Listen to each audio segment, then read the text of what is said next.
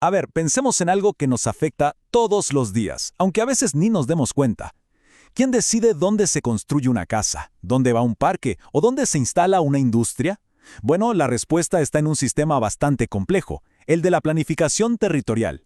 En teoría, su objetivo es que todo crezca de forma armónica, pero en la práctica se topa con un muro gigante, el histórico centralismo de Chile. Vamos a desglosar cómo funciona, o a veces, cómo no funciona. Ok, esta es la hoja de ruta para entenderlo todo. Primero, la pregunta del millón. ¿Quién dibuja el mapa? Después, algo clave. La diferencia entre los planes que son ley y los que son solo una guía.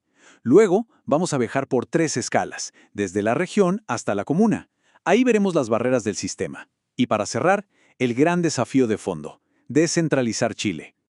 Muy bien, vamos a empezar por lo esencial, por la pregunta que realmente nos importa a todos. Tratemos de entender qué significa tener el poder de planificar el lugar donde vivimos. Esta pregunta, que parece tan simple, es la base de todo. El lugar donde está nuestra casa, el parque al que vamos a pasear, esa fábrica que vemos a las afueras de la ciudad. Nada de eso es al azar. Todo está, o al menos debería estar, definido por un conjunto de reglas y planes. Eso es el ordenamiento territorial. A ese conjunto de reglas se les llama Instrumentos de Planificación Territorial, o IPT, para hacerlo más corto. Pensemos que son como la hoja de ruta que guía el crecimiento. Y el objetivo es súper noble: lograr un desarrollo equilibrado, que todo calce. El problema, como vamos a ver a lo largo de este análisis, es que su aplicación choca de frente con una de las características más profundas de Chile, una tradición centralista muy fuerte. Ahora, un punto importantísimo. No todos estos instrumentos pesan lo mismo. Se dividen en 2 grandes familias, y la diferencia entre ellas es fundamental para entender su poder real. Imaginen que esto es como un juego. Por un lado están los instrumentos normativos. Estos son el reglamento oficial, la regla dura. Son ley de cumplimiento obligatorio para todos, sí o sí. Y la Contraloría es como el árbitro que fiscaliza que nadie se pase de la raya. Pero por otro lado tenemos los indicativos. Estos no son el reglamento, son más bien una guía de estrategia. Pensemos en ellos como las recomendaciones del entrenador para orientar las jugadas y ganar el partido del desarrollo a futuro. Para entender cómo funciona todo esto en la práctica, vamos a hacer un viaje. Es como si hiciéramos un zoom. Vamos a empezar con la mirada amplia, a nivel de la región, luego nos vamos a acercar a los grupos de comunas y vamos a terminar en la escala más pequeña, la de nuestro propio barrio. Bien, a escala regional hay 2 instrumentos principales. El primero es el Plan Regional de Desarrollo Urbano, el PRDU. Este depende del Ministerio de Vivienda y su pega es definir qué rol juega cada ciudad.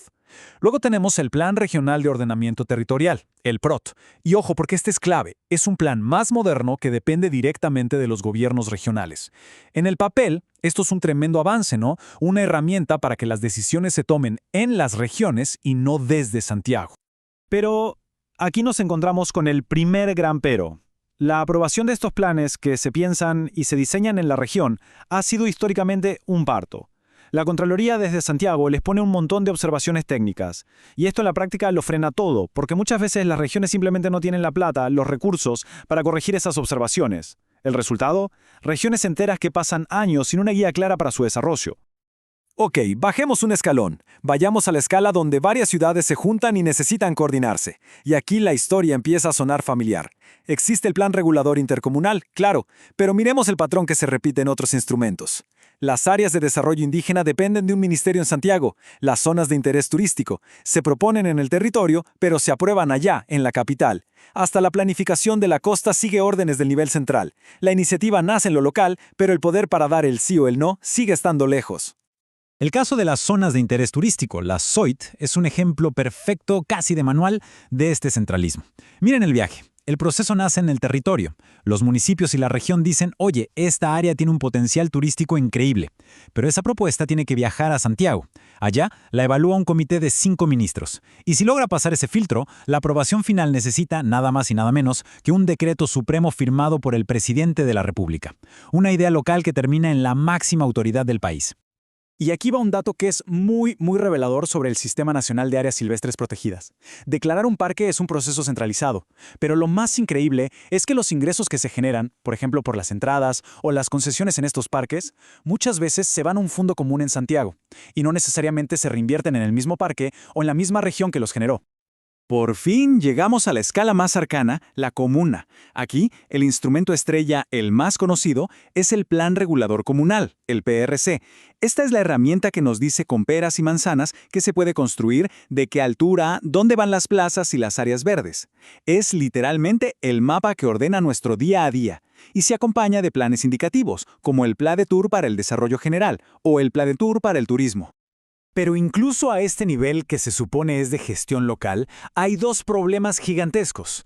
Primero, la falta de recursos. Un montón de municipios, sobre todo los más chicos y rurales, simplemente no tienen el dinero para hacer o actualizar sus planes. Y segundo, que el PRC solo manda por dentro del límite urbano. ¿Qué significa eso? Que enormes extensiones de territorio rural en muchísimas comunas quedan en una especie de tierra de nadie legal, sin una planificación clara y a merced de decisiones que se toman sin una visión de conjunto. Y claro, esta falta de recursos genera una brecha enorme, una verdadera desigualdad territorial. Fíjense en estos datos de 2015 porque son brutales. En una región como Valparaíso, casi el 95% de las comunas tienen sus reglas del juego claras, casi todas, pero nos vamos al otro extremo, a Aysén, y la cifra se desploma a un 30%, solo 3 de cada 10 comunas.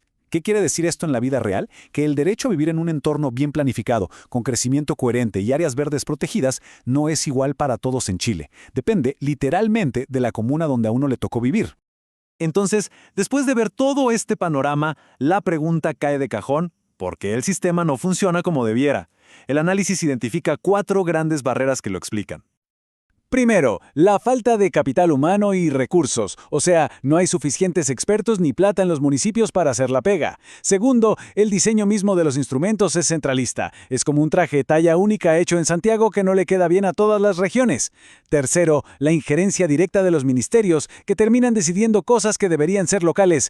Y por último, una autocrítica súper importante. A veces, los propios territorios no se organizan para empujar sus planes. Es más fácil echarle la culpa a Santiago que asumir la responsabilidad local. Y si a todo eso le sumamos un ingrediente más, tenemos la tormenta perfecta: la política local. Planificar el territorio es una pega de largo aliento, pero los ciclos políticos son súper cortos, de 4 años. Entonces, un cambio de alcalde o de consejo puede tirar por la borda procesos que llevan años de trabajo, debilitando cualquier intento de planificación seria y continua.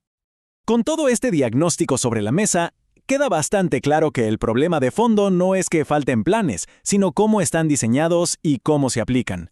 El gran desafío, por lo tanto, es uno, y es gigante. La conclusión es así de contundente. El único camino para que la planificación territorial deje de ser una carrera de obstáculos y de verdad le sirva a la gente es avanzar hacia una descentralización de verdad, con poder, con recursos y con confianza en los territorios. Así que la pregunta que queda flotando en el aire es esa. ¿Será capaz Chile de construir un sistema donde cada territorio tenga las herramientas y la autonomía para dibujar su propio mapa? ¿Para planificarse a sí mismo? De esa respuesta depende el futuro de un desarrollo que sea, de una vez por todas, más justo y equilibrado para todos.